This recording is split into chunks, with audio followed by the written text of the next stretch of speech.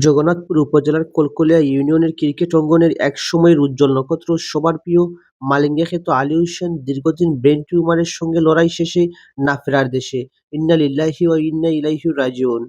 আসসালামু আলাইকুম দর্শক, বাংলা লন্ডন টিভির পর্দায় সবাইকে স্বাগতম।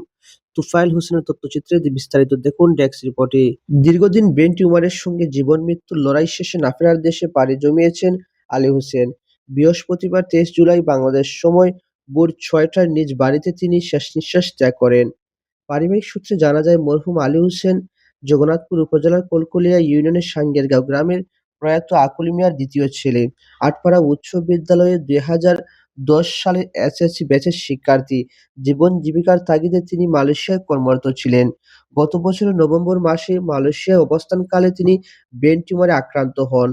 পরে চিকিৎসার জন্য দেশে এসে ডিসেম্বর মাসে সফলভাবে অস্ত্রোপচার করান। শারীরিক অবস্থার উন্নতি হলে পুনরায় কর্মস্থলে মালয়েশিয়ায় ফিরে যান।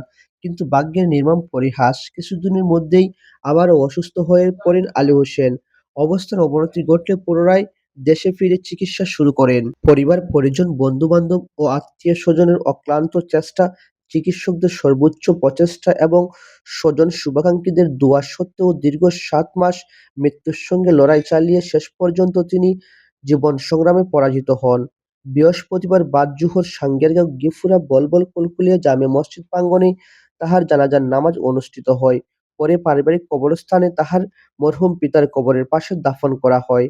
আলী হোসেনের মৃত্যুতে পরিবার, আত্মীয়-স্বজন, বন্ধু-বান্ধব, সহপাঠী ও এলাকাবাসীর মধ্যে গভীর শোকের ছায়া নেমে এসেছে। তাকে শেষবারের মতো একনজরে দেখতে এবং শেষ বিদায় জানাতে জানাজায় বিপুল সংখ্যক মানুষ অংশ নেন।